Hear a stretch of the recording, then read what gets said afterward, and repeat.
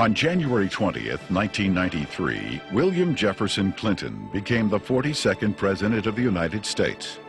At the time, most Americans were not aware of the extent of Clinton's criminal background, nor were they aware of the media blackout, which kept this information from the public.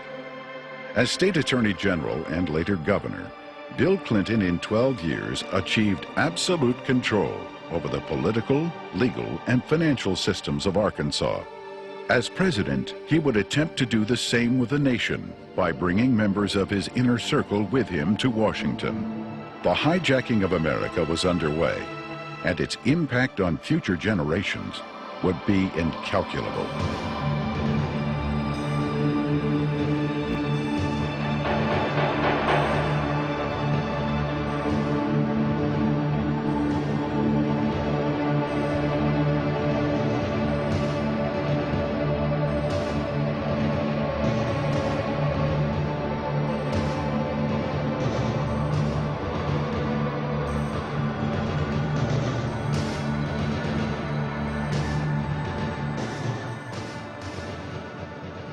Bill Clinton was born in Hope and, of course, raised in Hot Springs. They had open bawdy houses over there at the time, and they had open gambling at the time. But Clinton grew up in that atmosphere, that different atmosphere of Hot Springs. If it felt good, you did it. He was selected to go to the national, from Arkansas Boys Day, to be a delegate to the National Boys Day. And while he was there, he was able to meet John Kennedy. And I'm sure that sparked an ambition in this young man. And he apparently has always had an exceptional, keen mind, a keen intellect. And he early, evidently, had tremendous ambition. He was gifted in so many ways. The truth is, he's one of the most charming men that I've ever met in my life. He has more energy than any 10 people I've ever known. He was able to network himself into running for Attorney General virtually unopposed. And then he was able to take that position and catapult himself into the governor's office 2 years later and started building his foundation. When you think about Bill Clinton's aversion to the truth, you wonder if this is because of the lackadaisical moral background that he's had in this area. He lied about Rhodes, being a Rhodes Scholar. He never completed that and still said he was a Rhodes Scholar. He went to Moscow and did business with them against the United States government, and he wasn't challenged by the press about that. In Arkansas, while he was governor, he said he balanced the budget 11 times. He never did it once. Also, he said he didn't raise taxes, and he raised taxes 126 times. He can accommodate any situation that comes up because he's not hemmed in with the truth. I've never felt that Clinton, consciously or unconsciously, was hemmed in with morality. I first met Bill Clinton in the mid to late 70s. He was an up-and-coming politician. There were a group of us, Jim Guy Tucker, Bill Clinton, Sheffield Nelson, and myself. And we kind of ran around and palled around with each other. It was from that point that I did a lot of projects for Bill from a marketing perspective. In 1988, I went to Bill. I said, I need a job to kind of relax, mellow out. Bill Clinton and Betsy Wright, they suggested that I go to work for a place called the Arkansas Development Finance Authority. And they said my talents could really be used there. It was the best kept secret in Arkansas. After about 2 weeks, I went to Wooten Epps, and I said, Wooten, I think I've got enough background on this that we can start marketing it. Now, what is the criteria for loans? He said, whoever Bill wants to get a loan. To go back, though, to that moment in time, I'd been there about a month, and I realized that I was in the epicenter of what I'd always heard about all my life, what most people have heard about is the machine. I was literally working, sitting in the middle of Bill Clinton's political machine. It was where he made payoffs, where he repaid favors to people for campaign support. I was in an interesting seat, and I knew it. We had a board meeting. In that particular board meeting, I was sitting at the end of the table. James Brannion, who was chairman of the board at that time, was sitting at the head of the table. James Brannion stood up in a public restaurant, and he hollered at the Beverly Enterprises guy, Bobby Stevens, and said, "Did you get the $50,000 campaign contribution from the client that you're introducing the loan for?" He said, "Not yet." He said, "Well, then hold up the loan till we get it." I stood up, went up to James, and I said, "James, don't yell stuff like that. You don't need to be yelling it in a restaurant. That sounds real bad." He was just burly and arrogant. He said, "Who cares?" Bill Clinton sold the concept of ADFA to the people of Arkansas as a vehicle for creating jobs and assisting churches and schools. In reality, millions of taxpayer-guaranteed dollars were being channeled to Clinton's election campaigns, to his inner circle of friends, and to his wife Hillary's law firm. This may explain why ADFA had been drafted in such a manner as to keep its decision-making procedures secret.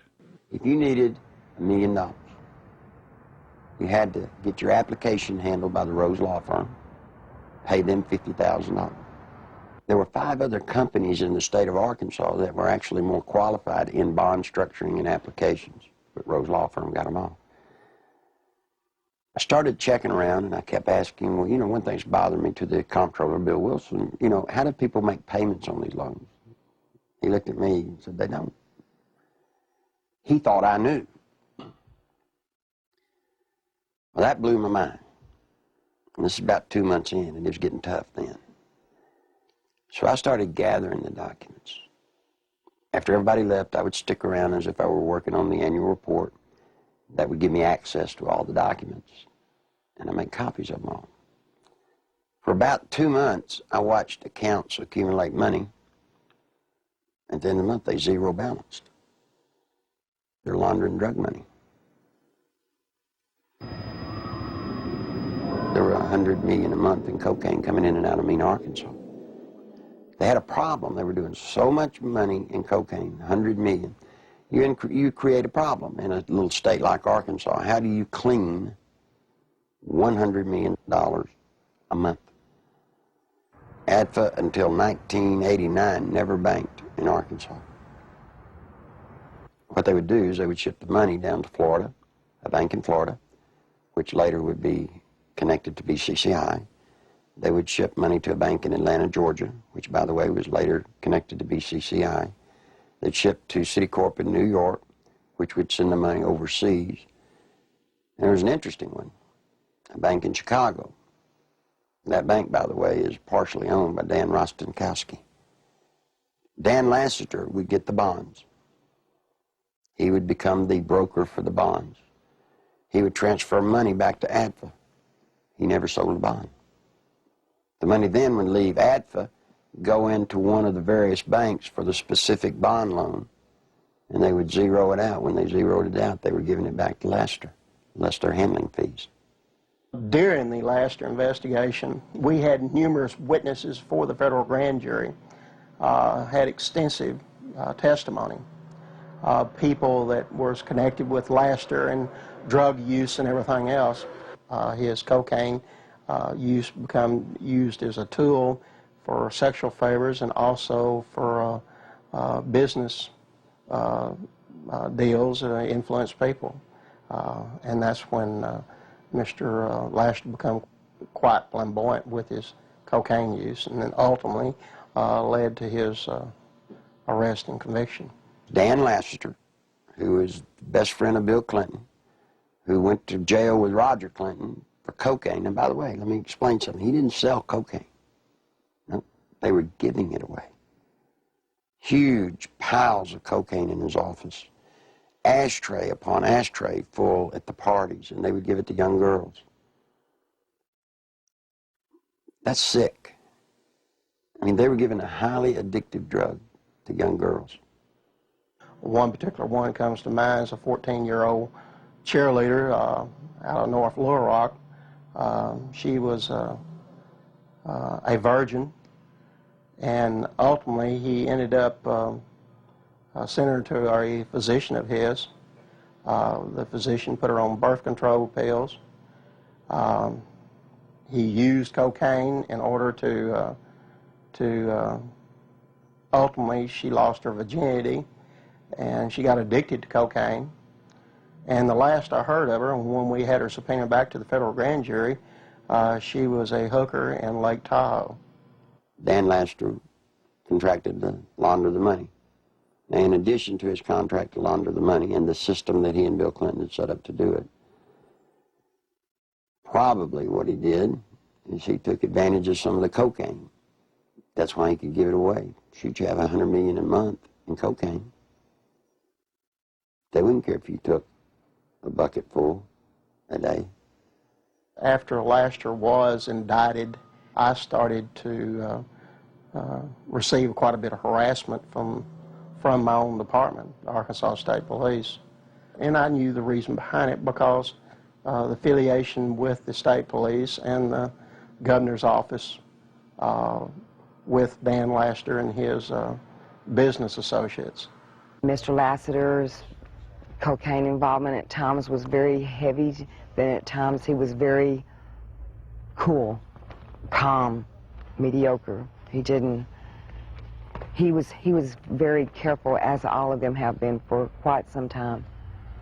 Once he was convicted, he went to a minimum security prison, a holiday hotel we call them. He spent, I think it was 6 to 8 months, and he got out. Unbeknownst to anybody, Bill Clinton, the day after he got out, granted him a full and complete pardon. So if you think he's tough on crime, think about a man that pardons a man that gives cocaine to kids. Fear of violence is robbing our children of their future.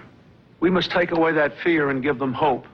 We must give Alicia and all our children back their childhood. Working together, we can. Do something now. Call 1-800-WE-PREVENT. Your president, the President of the United States, not only was a part of a system that was laundering millions of cocaine dollars, your president signed off on it. He can't deny that he did. You see, because there's one little catch. Every loan that ADFA made, Bill Clinton himself had to sign off on it. More than Bill Clinton, you better identify the people in the loop of the drug running. You better identify the people in the loop for money laundering. And what you'll find there is those people go straight to Washington. Act 1062, if you look at it, it says that ADFA was developed and created to provide low-interest bond loans for churches, schools, colleges. So now look what happened to our legislature. They voted on a bill creating ADFA, thinking that they were getting money to colleges and schools to buy books and so forth. What better way to run thousands of, tens of millions of dollars, launder it, clean it up, and use the cover of a state agency to do it. The first loan made at ADFA was made to Parkometer, a company called Parkometer. Seth Ward was the owner. As I started looking, I found out that the Secretary-Treasurer was Webb Hubbell. Then I found out Webb Hubbell was Seth Ward's son-in-law. Guess who drafted the legislation creating Act 1062, which created the Arkansas Development Finance Authority? Webb Hubbell. Guess who introduced the legislation to our legislators and got it passed through our House? Webb Hubbell. Guess who got the first loan? Webb Hubbell. Imagine this. Guess who did the audit and the evaluation of the application? Rose Law Firm. You guessed it. Who signed it? Webb Hubbell, Hillary Clinton. You see, that's against the law in Arkansas. You can't investigate yourself when the good faith and credit of the state of Arkansas is involved in a bond issue. He broke the law. Good Lord willing, creek don't rise. Mr. Hubbell will be serving some time in the pen for that one. Ironically, Webb Hubbell, a senior partner at the Rose law firm, was chairman of the Conflicts of Interest Committee at Rose. In 1988, he successfully advanced the Ethics in Government Act, which required Arkansas legislators to report governmental conflicts of interest. Incredibly, this law specifically exempted Governor Bill Clinton, his appointees, and his relatives. Clinton's appointment of Hubbell to the U.S. Justice Department exemplified the administration's total disregard for legal ethics. Hubbell's hasty resignation in March 1994 for overbilling of Rose clients was merely a ploy to remove Hubbell from the limelight before extensive criminal charges could be brought against him. Let me tell you about Parkometer. The first loan was $2.85 million. Never was a penny of that paid back. As the newspaper people started inquiring about the Parkometer loans, what they found was that Parkometer was actually building retrofit nose cone compartments that were being shipped to MENA. We find out that the nose cones were actually being used to smuggle dope back into the country. And what is scary, what's so scary, it's the same cast of characters. Webb Hubbell, the Rose Law Firm, are guilty, I say to you, of conspiring to defraud the state of Arkansas, the federal government, and conspired to solicit the sales and the laundering of money for illegal drugs.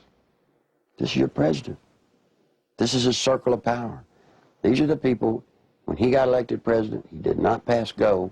He took them straight to Washington with him.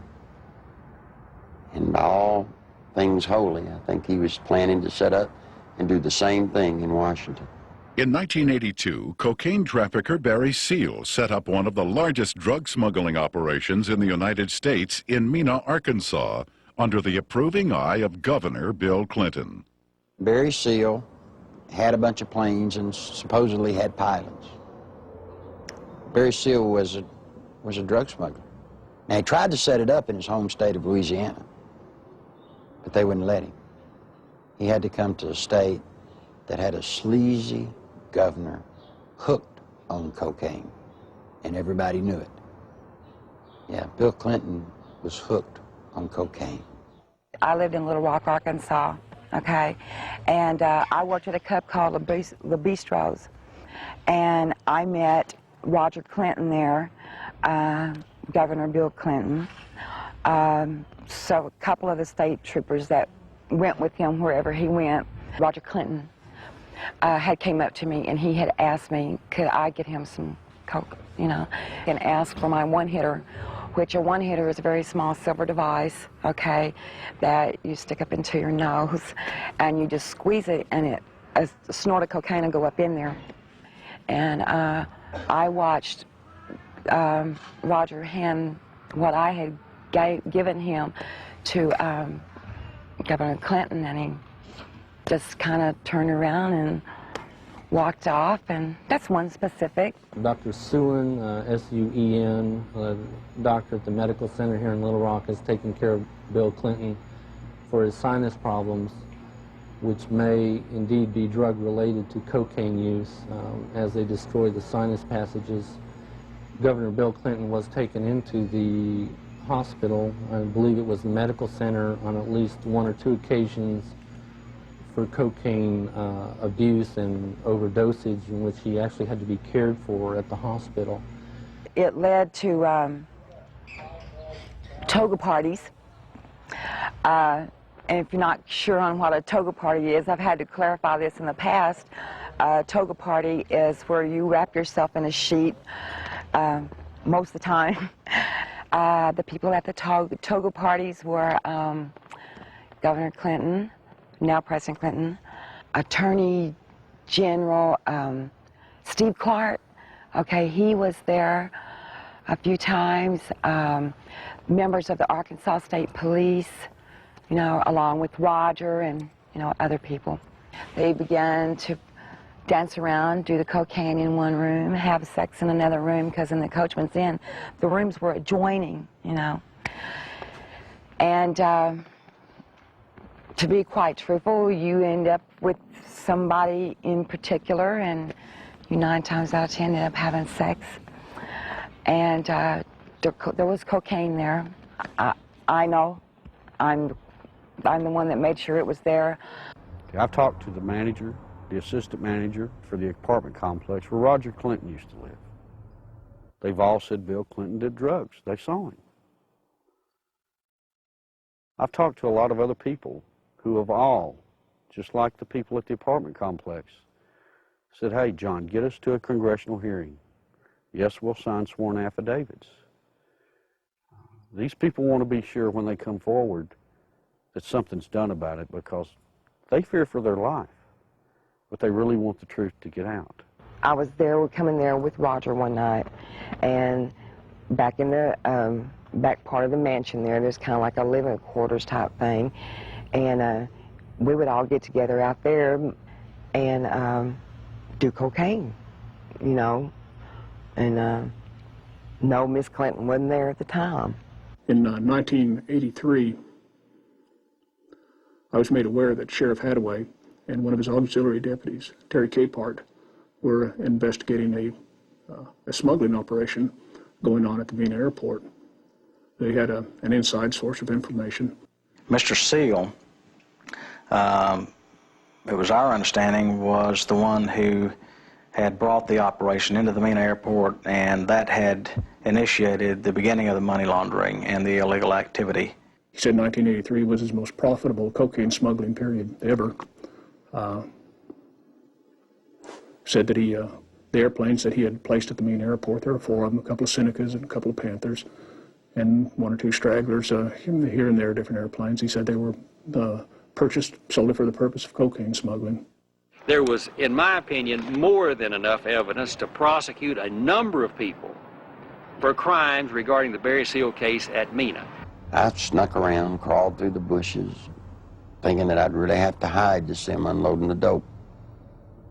Didn't have to. You could walk right up to the airport and they'd unload it right in front of you. They would unload it, they'd offload it. They didn't care. A certain degree of money laundering had taken place among these people that were associated with Barry Seal. What had not been done was to connect the dotted lines to ADFA.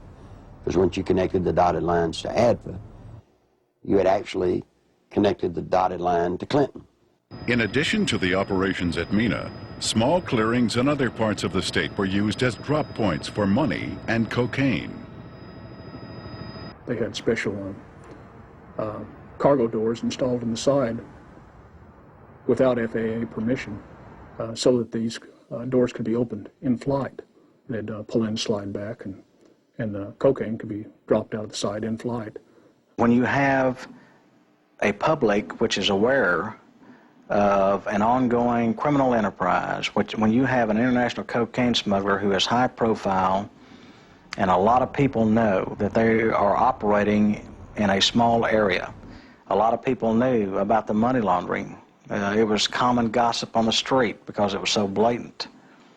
And they see investigations ongoing for several years, and they keep watching for indictments. They know grand juries are convening. They know that witnesses are supposed to be providing evidence to a grand jury, yet year after year after year, no indictments are returned. People lose confidence in the system. Clinton had integrated a number of corrupt cops, judges, and politicians into high-level positions to ensure the continued success of the drug smuggling, money laundering operations. All was going well until a fateful night in the fall of 1987. On August 22nd, 1987, Kevin had spent the night with his friend Don Henry. They left Don's home around 12:30 or 1:45 on the 23rd of August in early morning hours, and the next thing we knew, they had been run over by a train. There seems to be a small airstrip in the area. There have been sightings and reports of small airplanes flying very low with lights off in the area. I believe they saw something they shouldn't have seen. 3 weeks later, their deaths were ruled accidental by the state medical examiner, Fahmy Malek, and we disagreed with that ruling because we thought the evidence pointed to homicide. At that point, we had a lot of questions and no answers, and the facts didn't add up to what he was telling us, so we decided to get a second opinion and met with resistance from all fronts, both with our local law enforcement, with the state crime lab, with everybody that we turned to. We obtained court orders requesting samples of everything that the crime lab had for a second opinion, and Fahmy Malek resisted court orders. He refused to obey them. Ultimately, it was proven that Don Henry had been stabbed in the back and Kevin Ives' skull had been crushed prior to the placement of their bodies on the railroad tracks. However, Malek stood by his ruling that the boys had simply fallen asleep on the tracks. Malek had been kept in office at the insistence of Governor Clinton for a number of years, despite vigorous public outcry to have him removed. As long as Malek's rulings pleased the governor's office or state police, they were left to stand, no matter how implausible. Malek's obvious lack of medical knowledge reached a pinnacle when he ruled that James Milam, who had been decapitated, had died of natural causes. Yet Clinton, who had the power to remove Malek from office, insisted he stay. There were allegations of tampering with evidence in murder cases. There were allegations of perjury in different cases. It didn't seem to matter what Malek did. Clinton protected him. He made excuses such as he's overworked, he's just stressed out, he's underpaid. They gave him a $14,000 raise, which was an insult to my family as well as a lot of others in the state who to this day are struggling with asinine rulings in the deaths of children and other loved ones. I was outraged that protecting a political crony of Clinton's was more important than the fact that 2 young boys had been murdered. Dan Harmon was just a local attorney in the town of Benton, Arkansas. And after Don Henry and Kevin Ives were killed and their bodies placed on the tracks and run over by train, he approached Linda Ives and the Henry family about trying to help them. He's a manipulator. Gives a great closing argument in court. He's been trained for years to play the game. He knows how to do it. He's very good at it. Mr. Harmon can win your confidence and make you think he's the greatest guy in the world. He did that to Linda Ives. He helped lead them down a path that absolutely led to nowhere on this case. I got involved in the case, and immediately Harmon tried to discredit me without even knowing me. Couldn't figure it out. I run across a young lady named Charlene Wilson who told a horror story that I didn't really believe at the time. So I started searching for evidence to substantiate just part of what she had said. Harmon went ballistic. Called, he threatened me, threatened Sheriff Pridgeon, threatened Captain Gene Donham, the chief deputy. All because I talked to this one woman. The people at the track that night, to my knowledge, were Dan Harmon, Keith McCaskill, Larry Rochelle. I do know that the boys were watching the drop site, okay? And they got curious as to what was being dropped there. The fact is, we know who killed these kids. The whole reason this case, it's been slowed down, stopped, wherever we're at. They can't do anything with it as long as Clinton's in office, because it tracks right back to Bill Clinton being involved in the cover-up. He took care of everybody that ever covered anything up in this case. Everybody got promoted. A number of people approached the police with information about Don and Kevin's murders and consequently were murdered themselves. Shortly before Keith McCaskill was murdered, he knew that he was fixing to be murdered. He told his family goodbye, he told his friends goodbye. The night of elections in 1988, he took 2 pennies out of his pocket and threw them on the bar there at the Wagon Wheel and said, "If Jim Steed loses this election, my life isn't worth 2 cents." And he was murdered that night. Jeff Rhodes was a young man from Benton who was murdered in 1989. Shortly before his death, he made a phone call to his dad in Texas and told him he needed to get out of Benton, Arkansas, that he felt he knew too much about the boys on the railroad tracks and the death of Keith McCaskill. A couple of weeks later, Jeff was found dead. He'd been shot in the head. They'd attempted to cut off his head and hands and feet, set him on fire in a dump. A total of 6 people with information about the boys' murders were eventually murdered as well. Well, Jean Duffy was the head of the 7th Judicial District Drug Task Force. She was leading a team of narcotics investigators into a drug trail in Saline County that led her right straight to Dan Harmon. This information she shared with the 1990 federal OCDETF team that was investigating and targeting corruption and drugs in Saline County in central Arkansas. From her involvement in that, she was literally threatened, forced to leave the state of Arkansas and go into hiding. I had no idea just how dangerous certain elected officials thought me to be until a brutal media campaign was launched against me. For months, there were daily allegations of everything from misspending funds to ordering illegal arrests. Every attempt was made to keep me from running the drug task force. We were even shut down completely for several weeks during a bogus state police investigation. In spite of crippling disruptions, the task force was making significant discoveries about drug trafficking in central Arkansas, some of which led to the very people who were conducting the massive media crusade against me. We discovered that drug trafficking in Arkansas was linked to government officials in frightening proportions. A great number of people came to me with testimony about astonishing criminal activity of very high-level public officials. Many were willing to testify before the federal grand jury.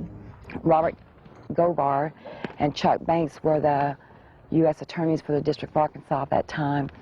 I was subpoenaed to testify on behalf of the drug trafficking and the cartel, more or less is what it was, that had to do with Dan Harmon and what I call company, because there are there's a whole bunch of them that are involved. I was asked quite in depth about the drug trafficking that went on with Dan Harmon, Mr. Clinton, Roger Clinton.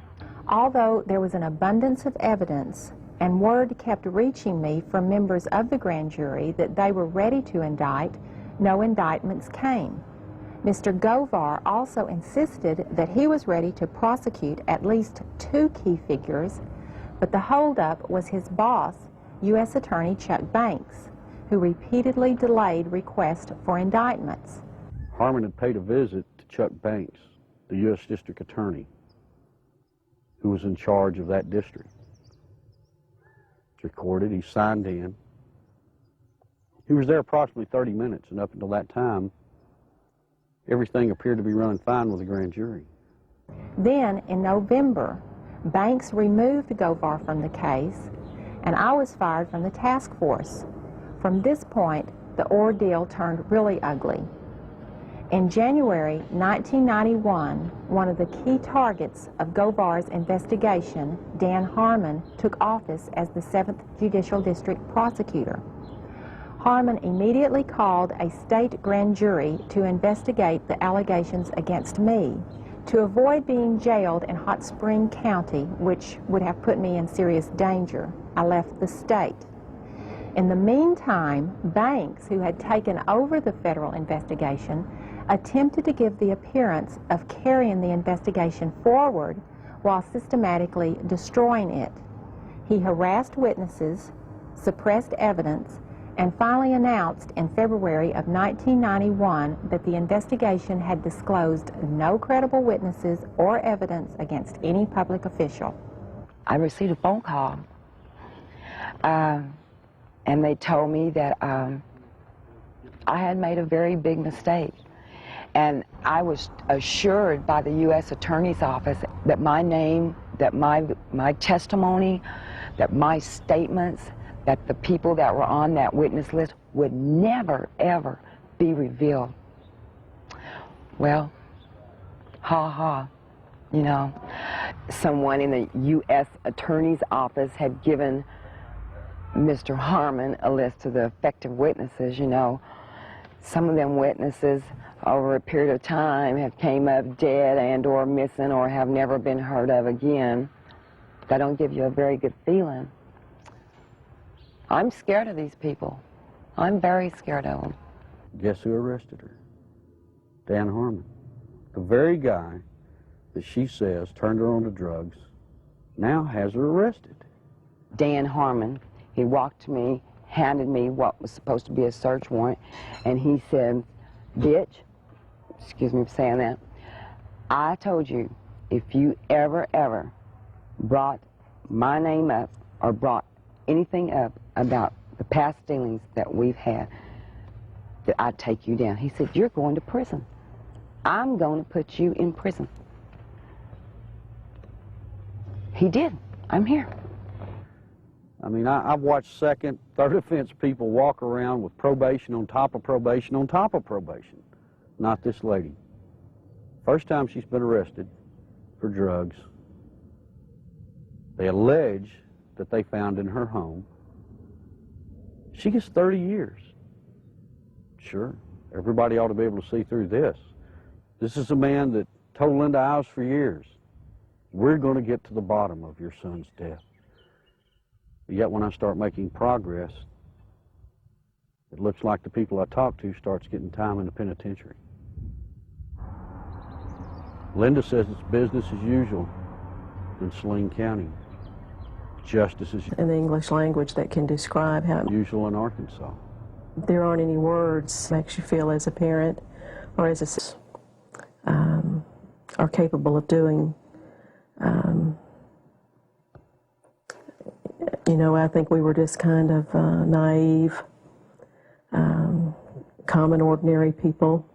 Got up and went to work every day and came home and went to bed and assumed that everybody else did the same thing and tried to do what was right. And I think Kevin's death has been the rudest awakening that anybody could ever have to see what really goes on. I can provide information that has tentacles to Governor Clinton's administration. It is apparent to me that a congressional investigation is the last hope, not only for the people of Arkansas, implications of illegal activity, who has left in his wake and now vulnerable to the powers of oppression, but for the people of our nation who are now vulnerable to the powers of a president who has left in his wake implications of illegal activities and serious improprieties.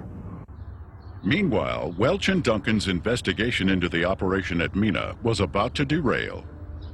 We'd been so busy investigating, just concentrating, focusing, that it took a while to register that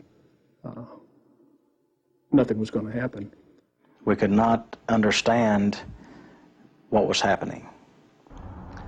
Neither Mr. Welch nor I were ever subpoenaed to testify before the grand jury and present massive amounts of evidence of wrongdoing by associates of Barry Seal.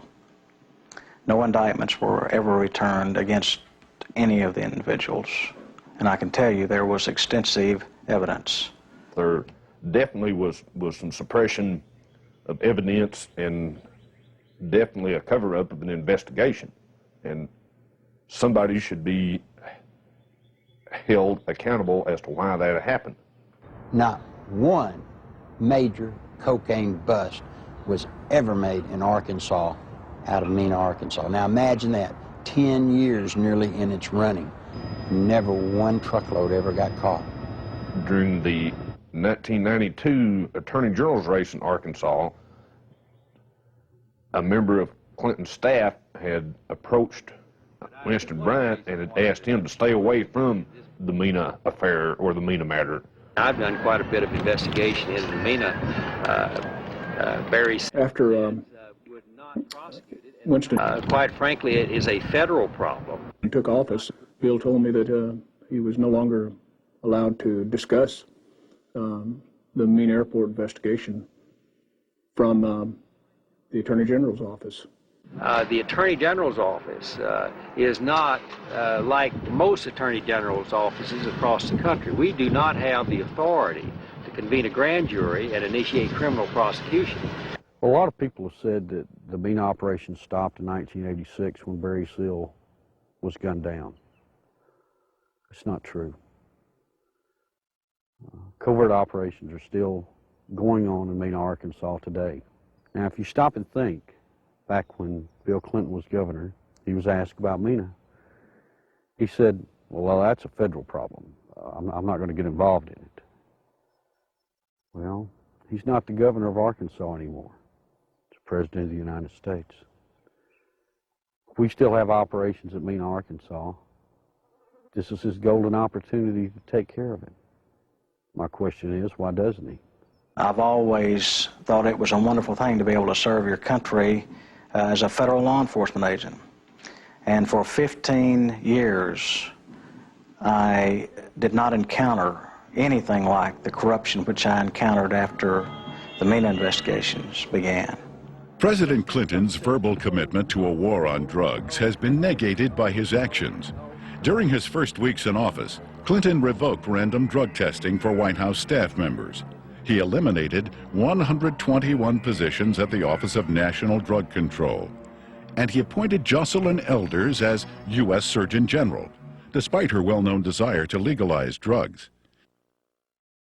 One of Hillary's investments, under the direction of Tyson Foods counselor James Blair, netted almost $100,000 on an initial $1,000 investment, a nearly impossible feat using legal methods. I can't read their minds or speculate, but I had absolutely no reason to believe that I got any favorable treatment. Coincidentally, Governor Clinton enacted a number of state regulations allowing Tyson Foods to grow into the largest industry in Arkansas. Don Tyson put in $600,000-700,000 all told in all of Bill Clinton's campaign. Guess what he got out of it? He got $10 million. Guess from where? The Arkansas Development Finance Authority. And he never paid a dime for it. I had heard rumors of Don Tyson and his alleged cocaine use and distribution. And I went through the intelligence files and come up with enough that I thought was sufficient amount of evidence to launch an investigation on Mr. Tyson simply out of the Arkansas State Police intelligence files has been accumulated for years. A great deal of criminal investigation files were surfacing with Don Tyson's name mentioned in there as being involved with some drug and narcotics trafficking activities. So I interviewed some of the investigators who worked on the Tyson case.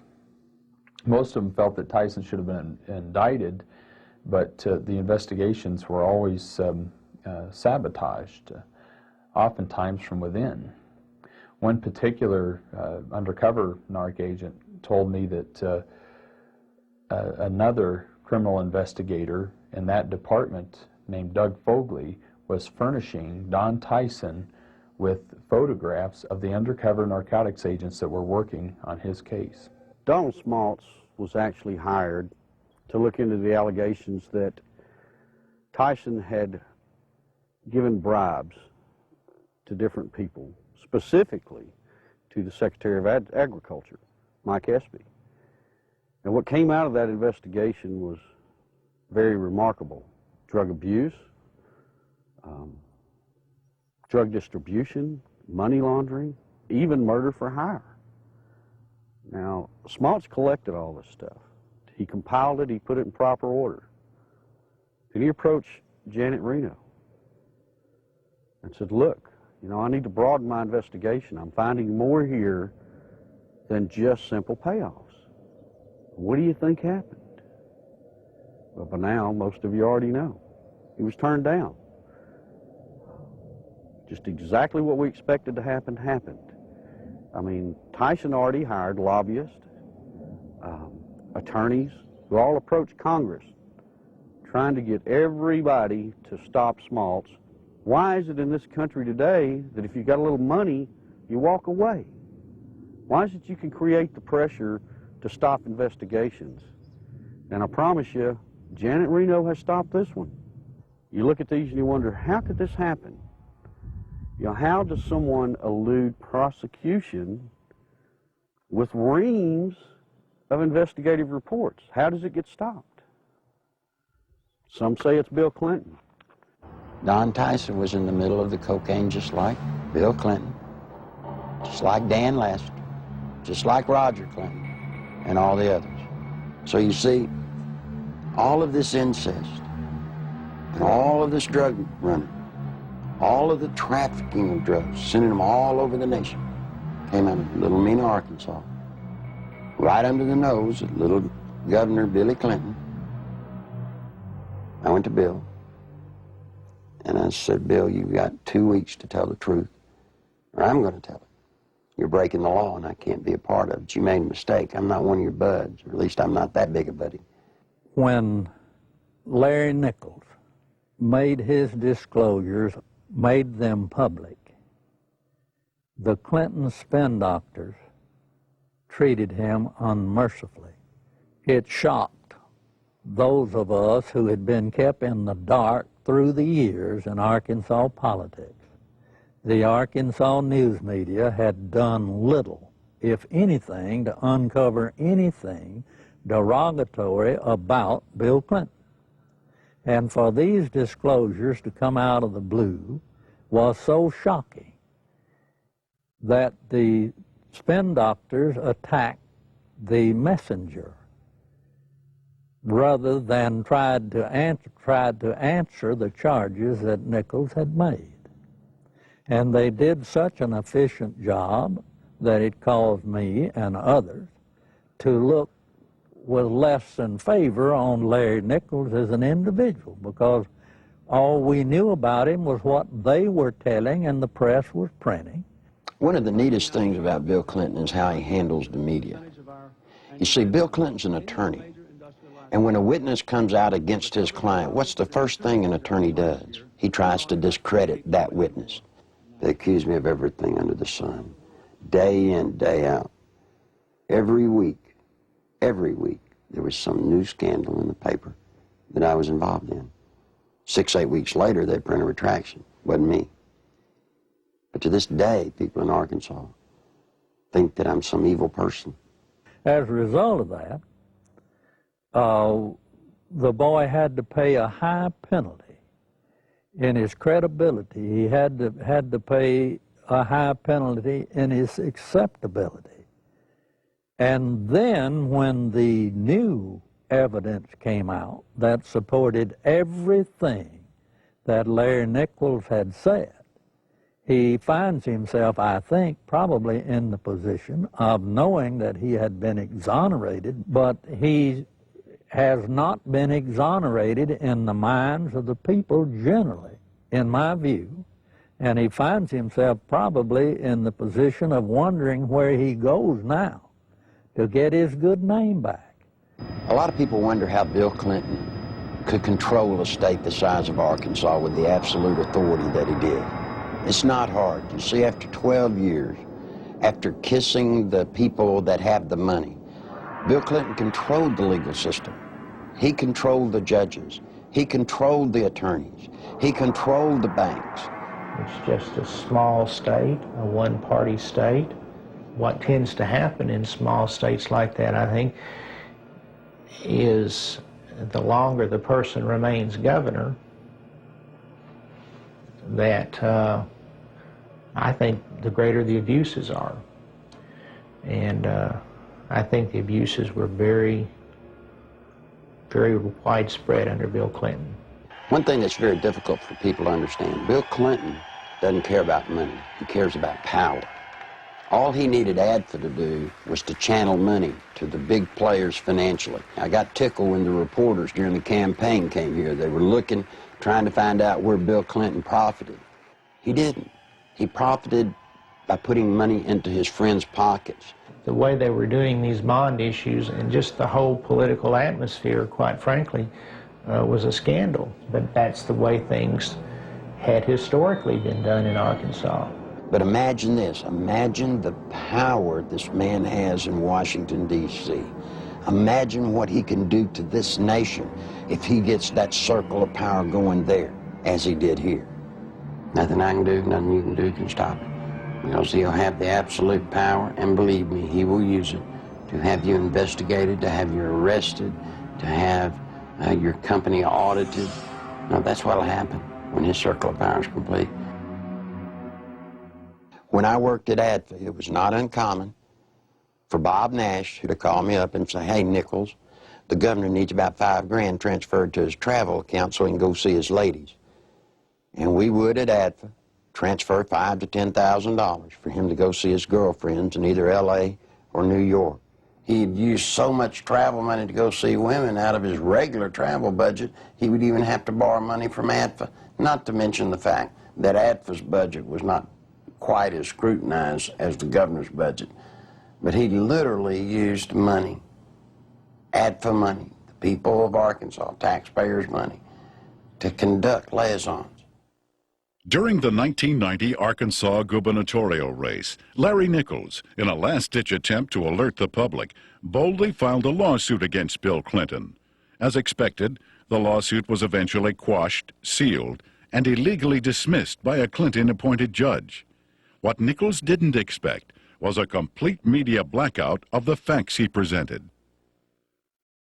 Back in 1990, after all the damage they had done to me, I did something that most people wouldn't do in Arkansas. I sued Bill Clinton. Now, it's very important to note that in that lawsuit, I brought out the names of 5 women. On October the 19th, the only press conference I've ever held in my life was on the Capitol steps of Arkansas. Every news organization in Arkansas, newspaper, TV, radio, were there on the steps. I read the names of the 5 women. I read and talked about ADFA. No one had ever made such a cold, callous statement against Bill Clinton where he named the women. When I got through with the press conference, I went through the center door and I walked out with the camera crews with me, and I walked all the way to the end to the governor's office. And I left the press release right on the governor's secretary's desk.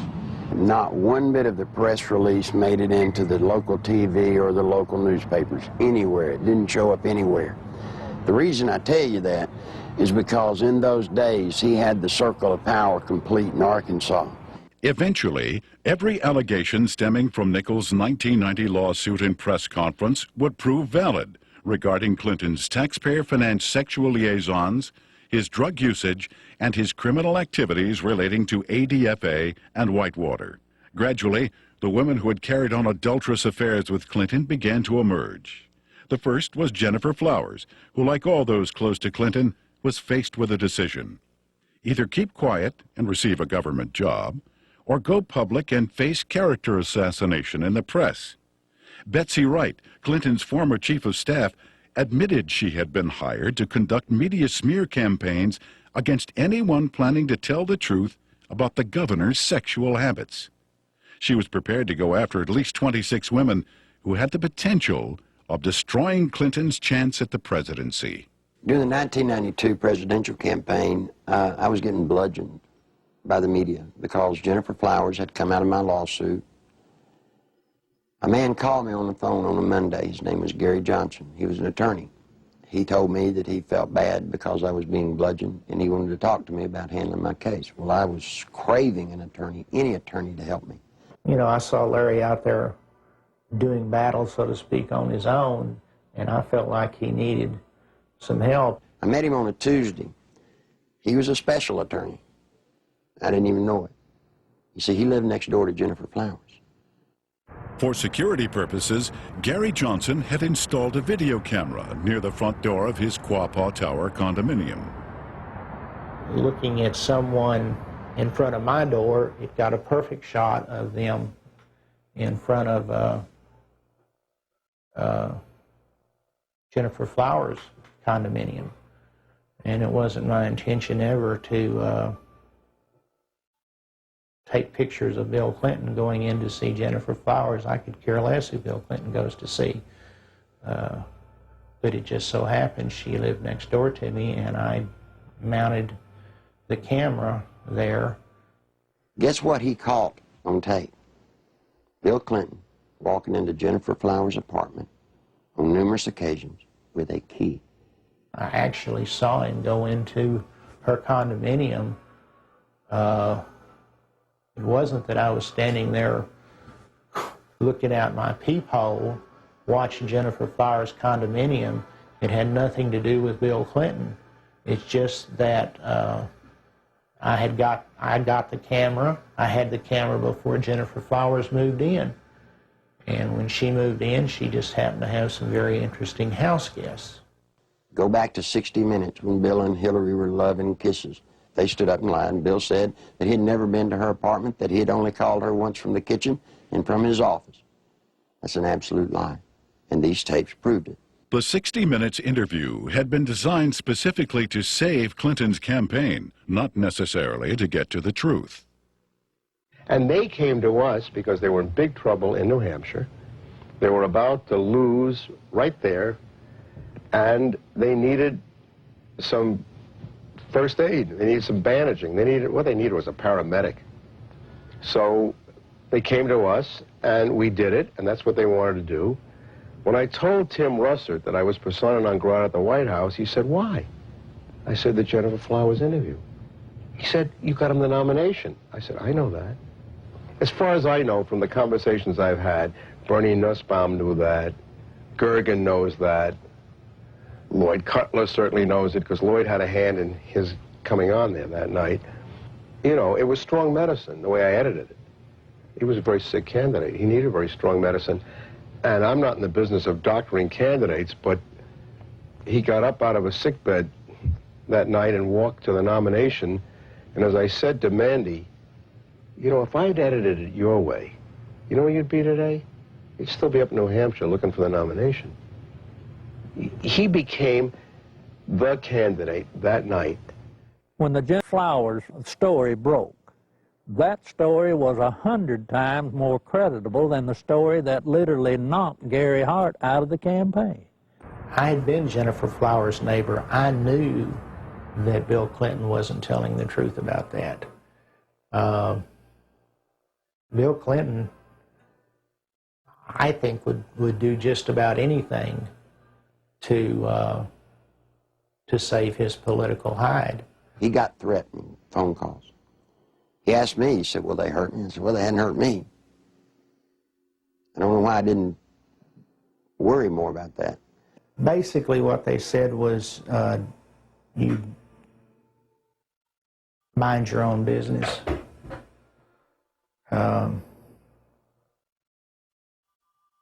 And all it did was made me mad. I never thought in a million years that anybody would follow up on it. We filed the request for the subpoenas on Thursday. Saturday morning, we found Gary Johnson beaten and left for dead. And without getting into gory details, both elbows were dislocated, his collarbones were broken, his spleen and his bladder were ruptured with holes the size of $50 in them. His nose, his sinus cavities were all crushed. He had been beaten by Clinton's people. Were they very large? Yes. Yes, they were. Did they say, "Where's the tape"? Yes, they asked me for the tape. And what's sick is the man gave them the tapes, and then they went and broke his elbows, punctured his spleen, punctured his bladder. They looked like state troopers, I'll say that. Clinton can be a very dangerous individual in the state of Arkansas. In my lawsuit in 1990, I named the lady Sally Perdue as having an affair with Bill Clinton. Sally had an apartment in Little Rock, and the Clinton security guards would drop him off at her apartment and go park in the woods. When Clinton got through doing his business, he was flicked their porch light and they'd know to come and get him. She started coming out, started talking. Well, believe it or not, before she could talk, Clinton's people got to her and offered her a federal job or break her legs, whichever one was the best. Sally Perdue, former Miss Arkansas and radio talk show host, carried on a sexual relationship with Governor Clinton between August and December 1983.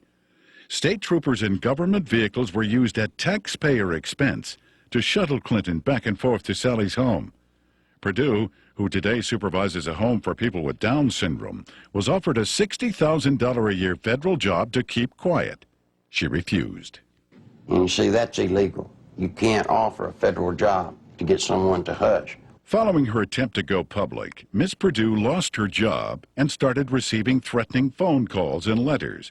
Live ammunition was found on the seat of her car, and the rear window of her vehicle was shot out. Even though a number of witnesses have corroborated her story, the American press has refused to print it. During the 1992 presidential campaign, interviews with ABC and NBC, as well as an appearance on the Sally Jesse Raphael show, were taped, but were never aired.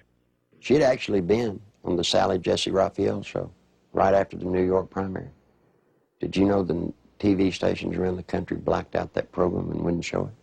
In December 1993, former bodyguards of Bill Clinton came forward with detailed information regarding the governor's sexual encounters with a number of women. Larry Patterson and Roger Perry, both veteran Arkansas troopers, boldly spoke on the record. Two other troopers who initially spoke off the record were later identified as Danny Ferguson and Ronnie Anderson.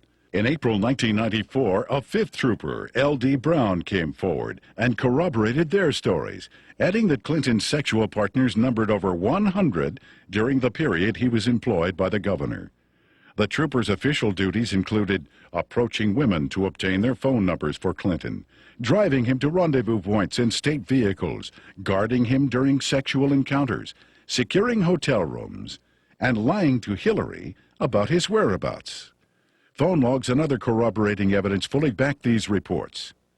I saw on several occasions Bill Clinton engaging in sexual acts while I was either blocking the road or working security at the governor's mansion.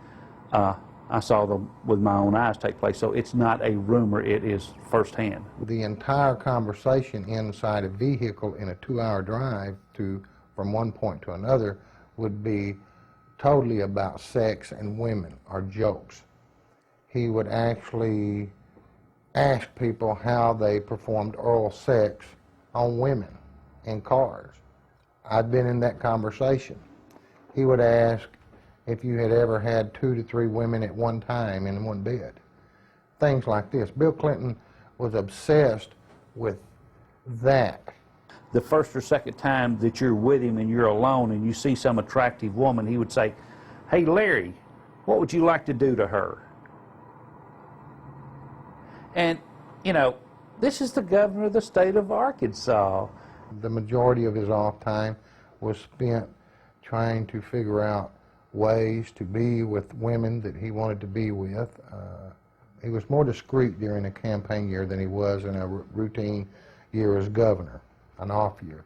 We were required to work overtime so we could sit outside someplace and block the road, or sit in some driveway, or sit at some, apartment complex while he went in to take care of his female friends.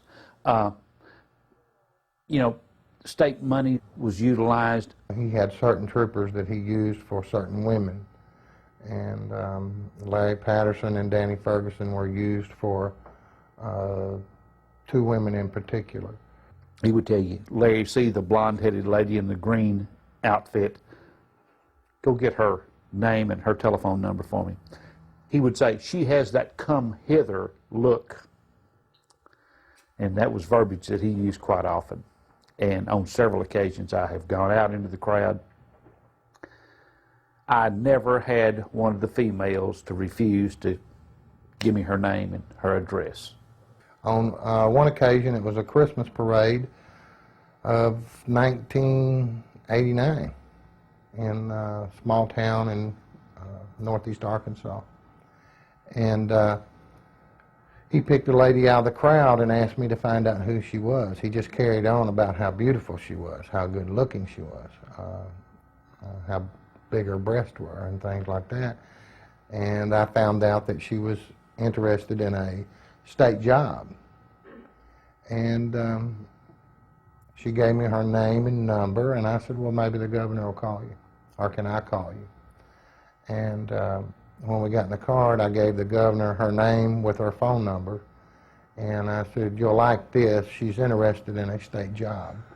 And he said, oh, good, good, good, good, good. The next time I saw that lady, she was working for Bill Clinton in his presidential campaign the night he announced his candidacy for president. I was told by Bill Clinton that this was part of my job, to keep people from finding out about his affairs. Most of the women that Bill Clinton had sexual affairs with were well taken care of. They have good jobs, or their husbands ended up with good jobs. They were well taken care of, and the actual time spent trying to cover up these affairs while he was governor was nothing like it was when he announced that he was running for president. In an attempt to silence the officers, the Clinton administration launched an elaborate counterattack, which included urging Ferguson to change his story and levying false accusations of insurance fraud against Perry and Patterson. When Larry Patterson and Roger Perry came out, Clinton's security guards, they substantiated everything that I'd alleged in the lawsuit. These people were there, they were his bodyguards. But watch what happened. The same thing that happened to me, they planned to do to them. They roasted them in the media. They said they were committing insurance fraud. The evidence of that these state policemen have brought forward relative to Clinton's womanizing is being questioned by the spin doctors as not being credible. Yet it is more credible than the evidence on 90% of the people who are confined now on death row across America. Is this fair? Did y'all see the papers saying that the troopers were telling the truth and were found innocent? Ere to the stories they were telling have a basis, since they're not the scumbags that the spin doctors for Clinton tried to make them out to be? These two have had the courage to come forward, and the evidence that they have presented has not only been credible, but it's been overwhelming. And the truth is, I'm convinced that it's just the tip of the iceberg. On May 8, 1991, Paula Jones, a state employee with the Arkansas Industrial Development Commission, was working the registration desk for the governor's Quality Management Conference at the Excelsior Hotel. Governor Bill Clinton was to be the main speaker. I was approached by one of Bill Clinton's bodyguards named Andy Ferguson, and I was given a number. And I asked him what it was. I held out my hand, and he said, it's a number to a hotel room that the governor would like to meet with me. Well, I was surprised, and I kind of talked it over with my coworker, and we didn't have any reason to believe that we couldn't trust him, so I agreed to go on up to the room and meet with Mr. Bill Clinton. I got to the room, and Governor Clinton, he opened the door to meet me. It was a room that did not have any beds in it. It had couches and stuff like that. It was more like a meeting type room. And he had asked me about my job and how I liked it and who my boss was, and I told him. And he mentioned that he liked the way that my curves were on my body, and he liked the way that my hair went down my back, the middle of my back. And then he tried to lean over, and he started to put his hand up my leg, which it happened so fast, and he tried to kiss me on the neck. It happened so fast, but he tried to bend over and kiss me on the neck as he was putting his hand up my leg, and I backed off. I said, I don't want to do this, and I said, I think I need to be going. And then he got up before I even knew it and dropped his pants, and Bill Clinton asked me to perform oral sex on him, which I declined, and I jumped up, and I told him I needed to go immediately. That's when he went to say, if you have any trouble whatsoever, you have Dave Harrington, your boss, contact me immediately. And I said, well, I'm leaving, and I started to proceed down the hall to the door, and he followed behind me. He said if we could try to keep this between ourselves. And I went down the elevator, went back to my registration desk, and I told Pam the whole story. I can't understand how somebody can take advantage of somebody like that, and then they have the audacity to drop his pants. I mean, you know. I'm not going to dignify this by commenting on it. Paula gave the exclusive to the Washington Post, and Mike Isikoff, we were going to be as open as we could with the Washington Post. And Mike told Paula that as far as he was concerned, that he believed Paula, and that he thought the story should be told. And Mike said they were ready to put the story out, and they were going to go to the editors and present the story to him. We heard that Mike got suspended from the Washington Post, and there was a big fallout between the editors of the Washington Post and Mike. Paula Jones filed a lawsuit against President Clinton, claiming sexual harassment. The same day, a massive media smear campaign against Paula Jones was launched. Think about a man that has no more regard for women than Bill Clinton does. They're just sex things. I don't understand the feminist movement being behind Bill Clinton. He hangs women on his wall like trophies. A number of women who have had sexual relationships with Bill Clinton have allegedly been given major career boosts in exchange for silence. Beth Colson received a judicial appointment to the Arkansas Court of Appeals from Clinton.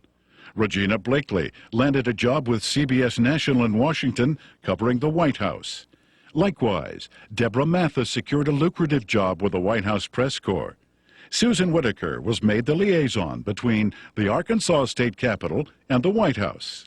Elizabeth Ward obtained a position with the Clintons' close friends, Hollywood producers Harry Thomason and Linda Bloodworth Thomason. And Joe Jenkins was given a high-level position with AP&L. One of the most harrowing stories of Clinton's attempt to keep his promiscuity hidden involves Jerry Parks, a private investigator and former chief of security for Clinton's campaign headquarters. My father was Luther Gerald Parks, a.k.a. Jerry Parks. He was the head of Clinton's security for Clinton's inaugural campaign whenever he was running for president. My father was brutally murdered at Chenal Parkway and Arkansas Highway 10 in one of the most elite parts of Little Rock, Arkansas. Someone pulled aside alongside of him and started shooting at him. They cornered him, stopped him on Highway 10 as he was turning left onto Highway 10 off Chenal Parkway. They stepped out of the car after blocking his path. He was shot 5 times, once in the leg, once in the arm, 3 times in the chest. My father had a file on Bill Clinton's infidelity and his affairs that ran from approximately 82, 83 to somewhere between till about 90 to 91. The file consisted of pictures, time, dates, places of where Bill Clinton was at, where Roger Clinton was at, the type of drug use that Bill Clinton and Roger Clinton were involved in. I was the only person that would ever go with him when he would do his private investigative work. And I remember 4 to 5 times that I was with him, and that's what he was keying on. I saw Clinton with a lot of different women, a lot of different types, sizes, shapes, colors, one of them being Jennifer Flowers. You know, I was just like, wow. It was more neat than anything else that, you know, somebody that is this famous, this bigwig, can get away with this. This just blew my mind. Shortly before Jerry's death, the phone lines at his home were cut, the security system was disconnected, and the Clinton files were stolen. I believe my father was assassinated because he was the one link that could actually close everything and completely shut Clinton down. I feel that Bill Clinton had my father killed to save his political career. When I did contact Little Rock Special Investigative Services, they told me that they'd been pulled off the case 3 weeks prior to that. That just blows my mind on how when I hear they're making progress, all of a sudden they're pulled off the case. Something's not right there. Bill Clinton has been the way he is ever since I've known him. He hasn't changed. He will not change. People inside the White House today tell me that he's running sexcapades in and out of the White House like have never been there before. It's a disgrace to America. If we had known his background, the people of Arkansas would have never elected him governor of this state. And I charge the media of this state for not doing their duty and exposing these things that have since become matters of fact. He's a womanizing, dope-smoking, liar, and a draft dodger. I don't remember those being in the Constitution as exactly the model qualities we want in a president. I think the media has been part of the covering up of the actual true story of and character of Bill Clinton. I believed with all my heart that the American people had the right to know what they had been sold. Bill Clinton is not the person that they voted for. Voters who depend on the media for unbiased information regarding political candidates have been betrayed. Much of the information concerning ADFA, Whitewater, and Clinton's sexual promiscuity was known by the media as early as 1990, yet was kept hidden. The media's heavy pro-Clinton bias prior to the 1992 election was best summed up by Newsweek when they candidly stated, "Truth is, the press is willing to cut Clinton some slack because they like him and what he has to say." In May 1994, Newsweek added, "The national press has been restrained in its accounts of Bill Clinton's private life, and with good reason. Most of those who have made charges against him have been despicable people, jealous and stunted sorts." What an indictment about the media. You knew the truth about Bill Clinton. You just didn't like George Bush. I know Bill Clinton, probably as well as anybody. We used to train him on how to look straight into a camera and lie through his teeth. And you see, part of Bill's pathological lying is the fact that we've taught him how to believe the lie that he's telling. And once he believes the lie, then he can sell it to you as the truth. The world is at risk when the commander-in-chief of the United States of America is a man that will look at another government, who will make trade deals and lie through his teeth. Clinton could get us involved in a hopeless quagmire easily in Europe, in Africa, in North Korea, in any number of places, because not only of his ineptness and his lack of understanding, but his contempt for military things. This goes back at least as far as the 60s in his college days, when he not only attended and participated in anti-American rallies, but organized them. And incidentally, those were not anti-war rallies.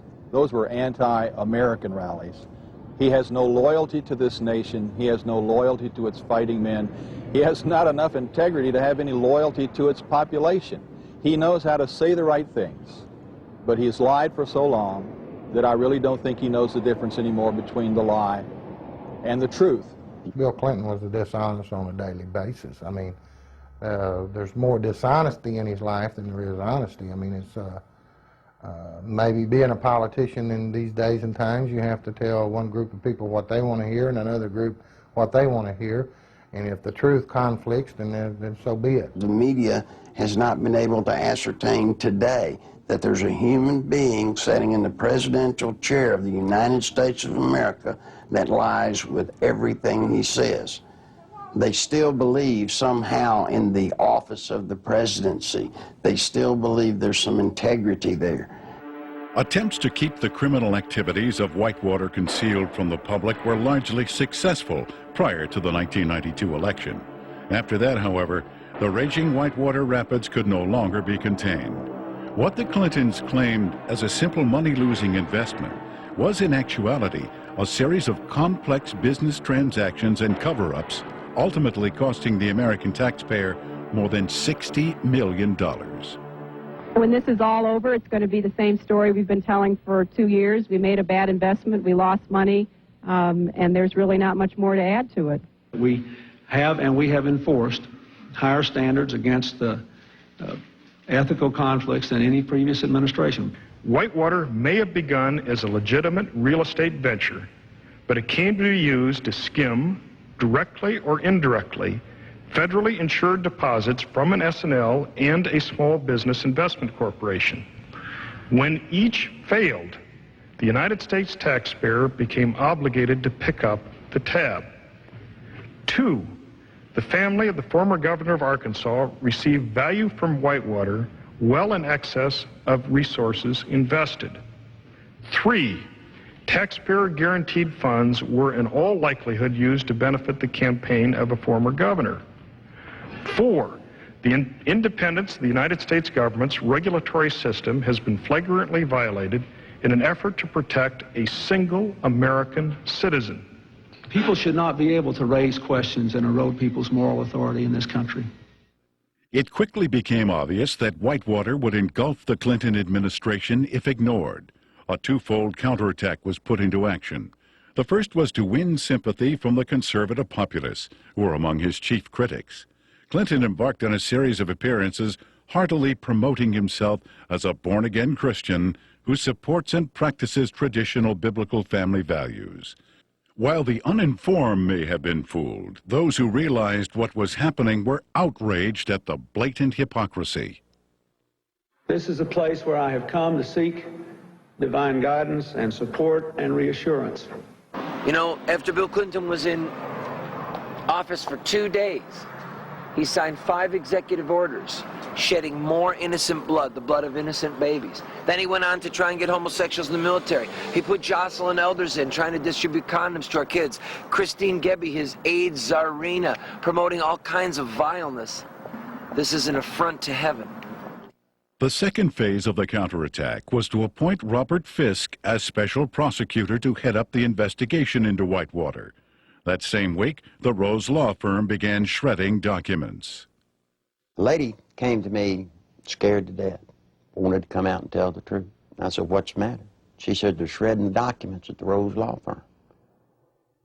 Well, I tried to tell the media.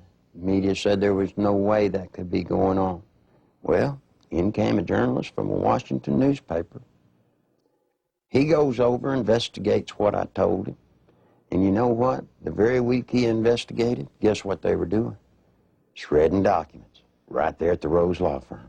It had his initials pretty much all over it. Everything from the box to the manila files to, I even saw his signature on with the Rose firm letterhead. You see, all of the Whitewater documents, they're getting rid of. They're getting rid of them as fast as they humanly can. It's the nerve and audacity that those two people, Bill and Hillary Clinton, have to shred documents, to destroy evidence in a federal case. That is why we're here in front of the Rose law firm, because of the works of darkness that have gone on. Documents have been shredded here. What else has gone on here? I'm telling you, there are people inside this building that right now they're saying, if they only knew, if they only knew. During that same week, there was also a fire at the Worthen Bank building. Now, this fire was on the 14th floor, and supposedly it was started by a space heater. I want you to look at this footage and tell me if you think it was an accidental fire by a space heater. This is a CPA firm, and the documents that were in this office were important documents relative to Whitewater. If you go back to Arkansas and you look at the Secretary of State's office, anybody that's ever run for office in recorded history, you can find out who their major campaign contributors are since day one, except for one person. Bill Clinton's records at the Secretary of State's office disappeared. You see, they did it then. They'll do it now. All the information pertinent to Whitewater, any notes left by Vince Foster, any personal documents that would lead anywhere to any type of criminal activity, they're just going to be destroyed. Fisk's initial assignment was to quell rumors regarding the alleged suicide of Vince Foster. Foster was a senior partner with Hillary Clinton and Webb Hubbell at the Rose Law Firm prior to his appointment as White House Deputy Counsel. In fact, he was handling the Clintons' personal legal matters while he was in the position of assistant to the president, in violation of a conflict of interest at that time. From the outset, the investigation into the death of Vince Foster has been marred by controversy. At Bill Clinton and Attorney General Janet Reno's insistence, responsibility for the investigation was turned over to the Park Police, even though Foster's death fell within the jurisdiction of the FBI. Not until his death had sufficiently developed into a full-fledged scandal 7 months later would the FBI be allowed in. The results of the FBI's investigation, along with the findings of the Park Police and coroner, were incorporated into a report issued by Special Counsel Robert Fisk. The report, released June 30th, 1994, confirmed suicide as the cause of death. However, a careful examination of key pieces of evidence taken directly from the report itself indicate a number of alarming contradictions inconsistent with the report's own conclusion that Foster took his life. The official coroner's report depicts a large gaping 1-inch exit wound located 3 inches below the crown of Foster's head. According to Fisk, the area surrounding the body at the park was meticulously searched to a depth of 18 inches, but no brain tissue or skull fragments were found. An FBI analysis found none of Foster's fingerprints on the gun, despite the fact the gun was found in Foster's hand. However, the FBI did make one extraordinary discovery. One latent fingerprint was visible on the underside of the right pistol grip, approximately 2 inches from the base of the grip. This print did not belong to Foster. No attempt was made to determine the identity of the person whose print was found on the gun's hand grip. Gunpowder was found on Foster's clothing, which did not match the gun found in his hand. Fisk speculated that gunpowder of a different type was accidentally blown onto Foster's clothing by an exhaust fan in the Park Police laboratory. However, once again, Fisk was not able to support this theory with any evidence. One of the most crucial pieces of crime scene evidence, the fatal bullet, has yet to be found. A thorough FBI search of the area, which even uncovered artifacts dating back to the Civil War, yielded over 70 pieces of metal, including 12 modern-day bullets. Yet, none of them matched the gun found in Foster's hand. Against standard police procedure, not one resident living nearby was ever contacted during the investigation to find out if a gunshot was heard.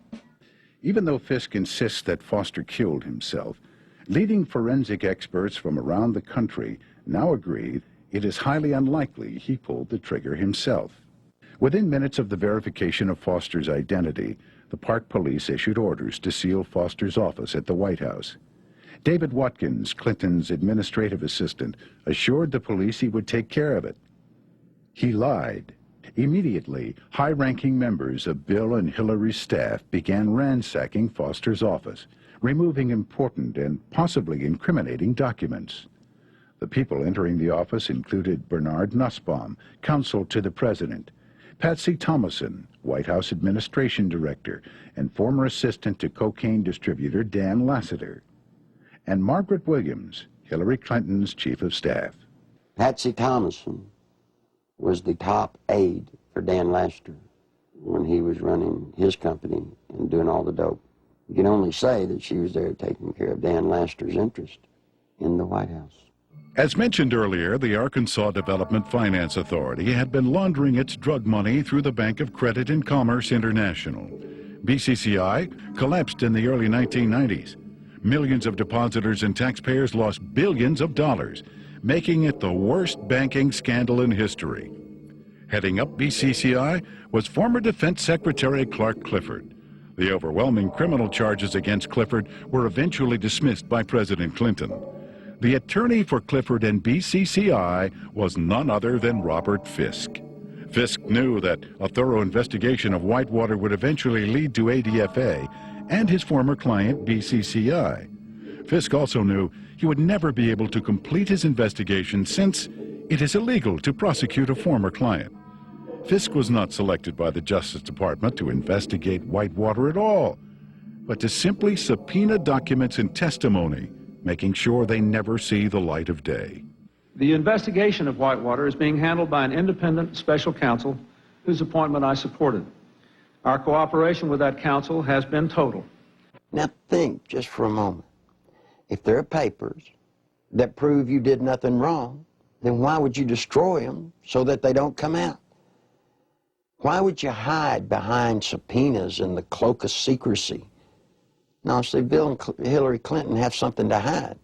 And only through a congressional hearing does this nation have a snowball's chance of that truth coming to the light of day. That's the reason it's so imperative that the Congress of the United States rise to the occasion and meet their responsibilities to hold public hearings relative to this matter during this period of time, or justice will never be done. There are lots of people that come to me that want to tell the truth. They come to me, but they're afraid. They're afraid of losing their jobs.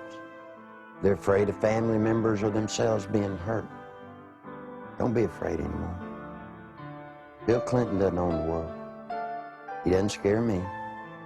He shouldn't scare you. I wish all of y'all would do what I've done. Stand up. Stand up for the country. I want my daughter to know that if you stand up and tell the truth, you're okay. Right now, all she sees, if you stand up and tell the truth, you'll be destroyed. If you're a pathological liar, lie through your teeth, every breath, hurt people needlessly, you'll get to be president. You don't want that. I don't want it. If I had anything to say to Bill Clinton, you know what it'd be?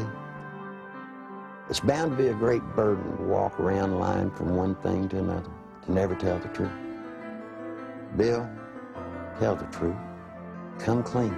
All you may not get to be president, but the truth will set you free. It'll set all of us free, and it'll save the nation. I've still not been accused of anything wrong because I haven't done anything wrong. And I'm not going to do anything wrong.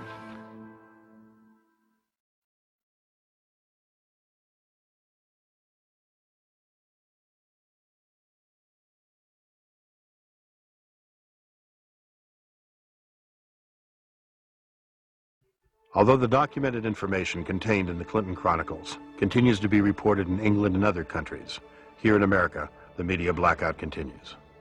On July 14th, 1994, copies of the Clinton Chronicles video were hand-delivered to every member of the United States Senate and House of Representatives. On July 25th, documentation supporting the film was presented to Congress at their request. Whitewater hearings were scheduled to begin the next morning.